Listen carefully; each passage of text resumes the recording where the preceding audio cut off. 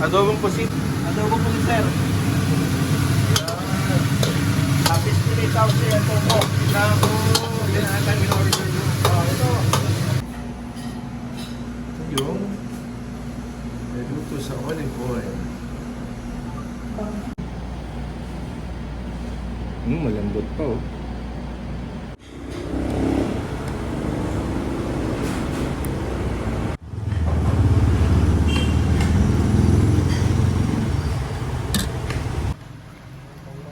Tanglad, ano pa? Kamatis.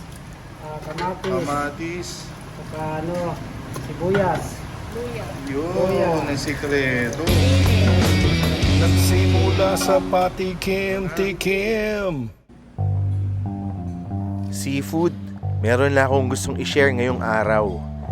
Hindi marami niyan dito sa lugar ko, dito sa may Parañaque, Sucat, Las Piñas, at bukas pa 24 oras. Yan ang i-share ko sa inyo ngayon. Medyo nakakailang balik na ako dito kasi anytime ako mag-crave ng isda, lalo na yung may sabaw, dito ako pumupunta. Hindi naman tayo parang QC o Maynila na readily merong ulo-ulo. Kaya ito yung pinupuntahan ko. Ituturo ko kung paano pumunta dito sa Blue Seas Seafood and Restaurant.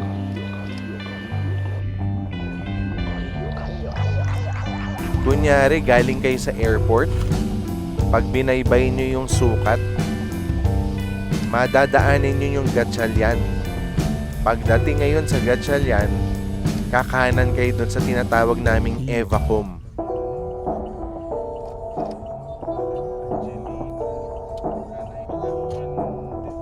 Diretsuhin nyo lang yan, medyo malubak, medyo hindi maganda yung kalye, pero masasapul nyo yung Chong Kiao Street. Nandito ngayon yung sinasabi kong restaurant.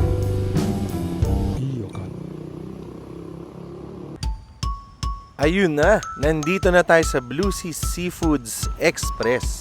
Huwag niyong kakalimutan yung word na express kasi ito lang yung branch na 24 hours open. Madali makita kasi nasa kanto lang to ng Chong Kiao Street.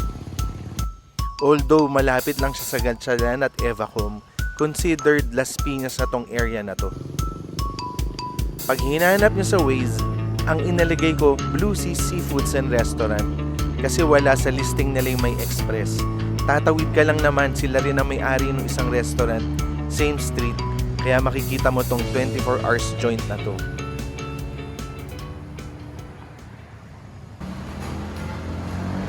Open air lang dito, very casual. Tapos yung presyo, makikita nyo karamihan less than 100 pesos.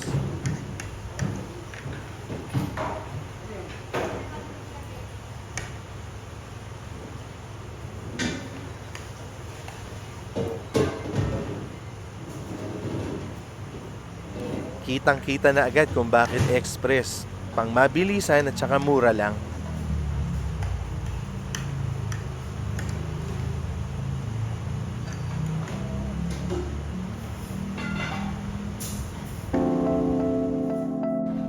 Pero gaya nga na sinabi ko sa inyo, isda ang ipinupunta ko dito. Kakabagyo lang, so parang gusto naming humigop ng sabaw.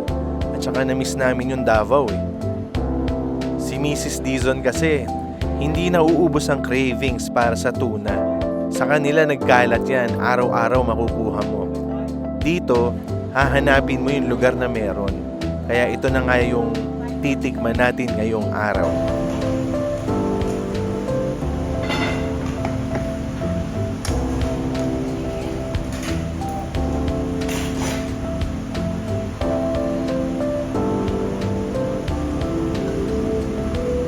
Miss, magkano nga itong yung salmon? 75 po, sir, with rice. With rice na? Ito, ganito rin. Itong tuna. Tuna belly. 89 po, with rice na, sir. 89. Salmon head, 75 pesos. Tuna belly, 89. Parehong may kanina. Hindi masama. Yun, bihira to. May bagoong na isda. Lagyan natin ang kalamansi. Yeah. Yan. Palabasin natin yung sarap ng silo. Siyempre, toyo mansi rin, hindi mawawala. Sige, simulan na natin yung higupan ng sabaw. Yun yung sinasabi ko, pag tag-ulan, masarap ang pasok ng mainit na sabaw. Tinola, hindi tayo madalas kumain yan dito sa Maynila, pero nasanay na ako kakabiyahe ng Cebu at saka ng Davao. Wow!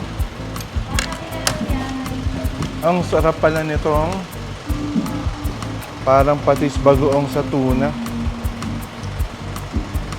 Madalas kasi ako toyo mansi.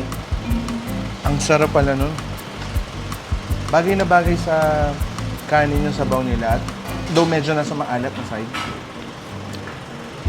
Pero lasang-lasa yung tanglad. Nakita nyo naman, ang dami na nakababad na tanglad. Ito yung order ni Mrs. Dizon. Kasi mas mahilig ako sa ulo ng isda. Pati sili, tsaka ito. Bagay na bagay sa sabaw. Lalo na ngayong maulan. Sobrang sarap. Sa akin, gabum yun, ha? Okay, mukhang mas ganado ako dito. Ito talaga yung order ko. Tikman natin. Ito, mas gusto ko to. Alam nyo kaya kasi gusto ko yung ulo. Mas maraming malalambot na pyesa. Saka gusto ko yung nagsisip-sip. Sipsipin mo yung laman dun sa buto. Saka masarap yung karne ng salmon. Para sa akin, mas mataba. Ito na yung favorite part ko. Ito yung kasiyahan ko tuwing merong tinola o kaya sinigang na isda yung mata. Yun ang gaboom. Sarap. Mas gusto ko tong salmon. Sobrang na in love ata ako dito sa paulit-ulit ko sinasabi, no? Kalamansi at saka ito. Ang sarap. Okay, yung chicken pwede na to at 169. Ito na yung leg niya. Hindi siya ganun kalaki, para siyang spring chicken. Pero yung pagkaluto niya yung walang harina. As in, parang home-style fried chicken. Sarap. Isa doon sa best seller nila. Actually, hindi naman ito yung first time natin kumain dito, di ba? Pero masarap nga itong chicken na to. Para ka rin yung spring chicken sa tropical. Ganun yung ganun. So, sasabawan mo yung kanin mo ng tinola. Espada konti sa mga langaw. Kasi malangaw, syempre, outdoor Mamaya susubukan natin yung main resto. Meron sila. Sinubukan ko na naman yung parang patis bagoong. Subukan mo sa manok. Pwede rin. Medyo weird ng konti. Siguro ito toyo mansigo lang.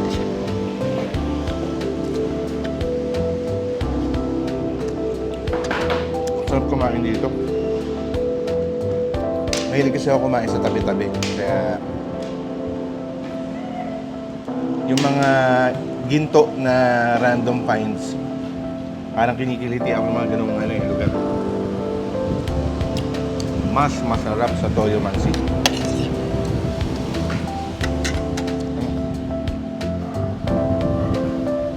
Pero panalo talaga itong dalawang sabaw na in-order natin. Kasi nag-uulan Ang sarap ng higop nito. Bagay sa panahon.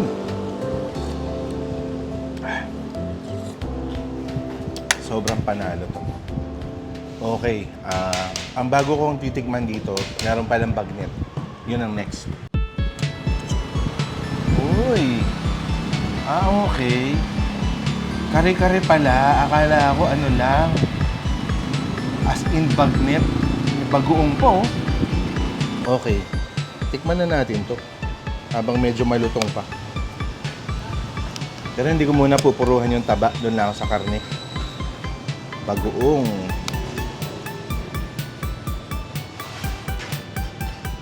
Magkano ba to? Miss, magkano itong ganito? 89, sir. 89? Opo. Wow. Pwede. 89 pesos Tsaka masarap yung yung lechong kawali ang dating. Sarap. kare-kare, pwede na. Hindi naman siya yung pinaka-creamiest. Pero at 89 na kahit anong oras pwede kang makakain dito, di ba? Sobrang okay ata yun. Maganda oh. Malambot yung pork eh. Actually, solid siya. Ayan oh. Swakto, mabilis ang kain, pati sa presyo, mura lang. Yun yung nagpapasarap nun eh. Ano ba makukuha mo sa less than 100? So ito yung itsura nung dapat kinain ko kanina nung malutong pa, pero isa-serve to na malutong pa yung balat eh. Pero fried talaga na maganda yung karne. Ayan oh. Ayan oh. Tsaka hindi, para sa presyo niya, parang marami siyang laman ah. Hindi talaga masama ah. Ayan oh. Top. Pero babalikan ko pa rin itong salmon head. Ito ata yung paborito ko, tsaka yung fried chicken. Fried chicken. Ayan oh. Basic to eh. Okay, kain tayo. Slipa tayo mamaya. Yan yung blue cheese na lilipatan namin. Ayun. Yun yung may miso. Ito na yung main restaurant nila. Maraming ang branches tong Blue Seas at ito yung original branch. Tatawid ka lang, di ba? Ito hindi to 24 hours bukas. Pero ito yung original. Kakainan ko para lang mapakita ko sa inyo. Simple lang din ang dating dito, konti lang yung seating. Pero nag-a-accept sila ng credit card. Yun ang maganda. Paluto style. Tapos marami rin potahing ready na. Kung ano ata ang matripan mo, pero ako umorder na lang ako sa mga short order list nila sa menu. Marami kang pagpipilian. Mostly frozen fish naman talaga yun nandito. Hindi naman siya yung bagong hango at sariwang-sariwa. Yung availability yung usapan natin dito eh.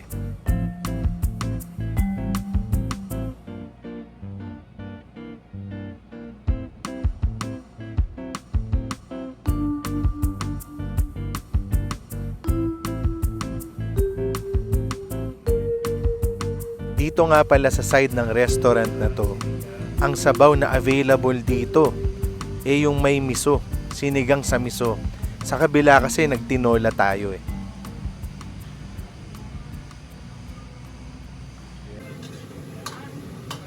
Adobong pusit. Adobong pusit, sir. Kung sa kabila eh express, luto na. Dito pag umorder ka, dun palang lulutuin. Iba-ibang branch, iba-iba rin yung chef.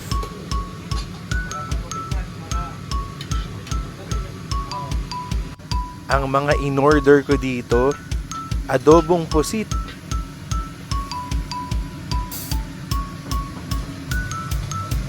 fish fillet, tausi, and tofu. Inihaw na tuna belly, hindi mawawala yan.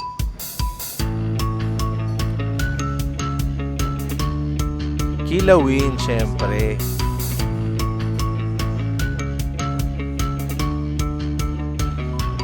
Tapos, parati kasing buttered garlic shrimp. Sinubukan ko naman yung shrimp garlic with olive oil.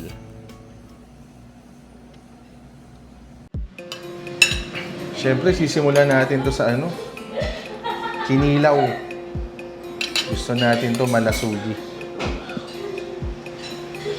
White fish. Oh, di ba?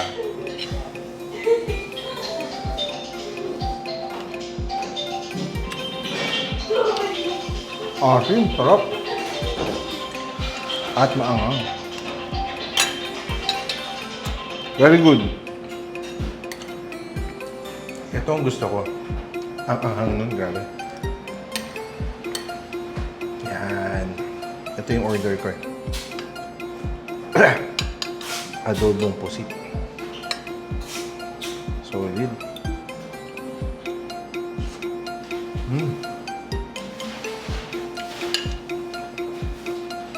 Sarap. Matamis tong version na to. Pero malapot. Sarap.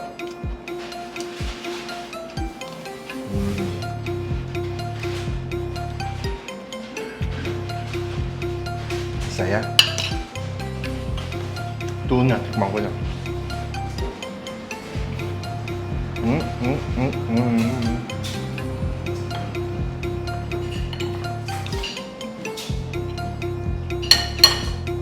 Tingnan mo yung tuna. Solid.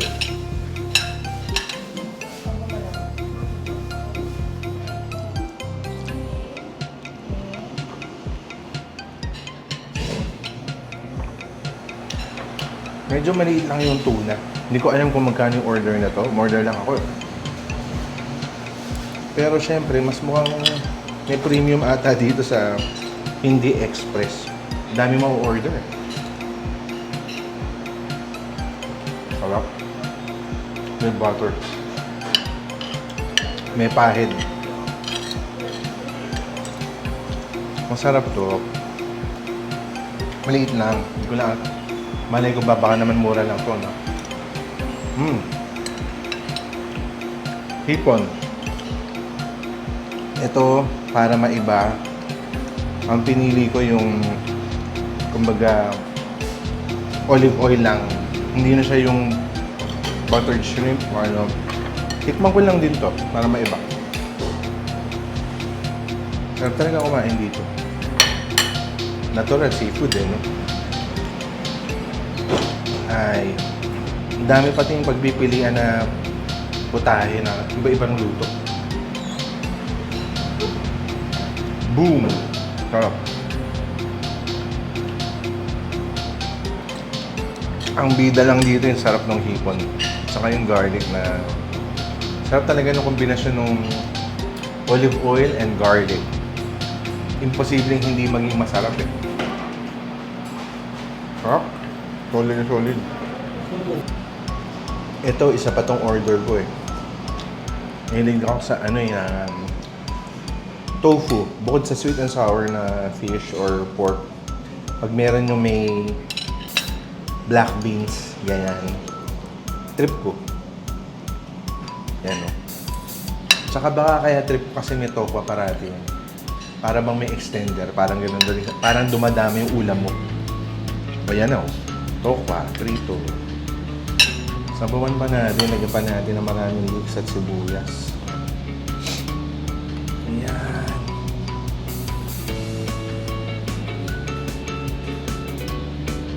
Nakakuha ba ako ng isda? Ito yung isda. Okay. Isda and tokwa. Pa natin nga.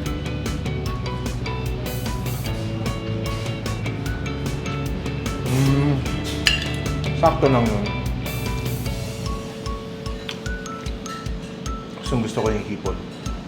Sarap. Gusto ko tong hindi ka magkakamali sa inihaw na belly talaga ng tuna. Malambot at saka may butter eh. Sarap eh. Hindi dry. Feeling ko nga mas premium dito. Feeling ko lang humuhula lang ako.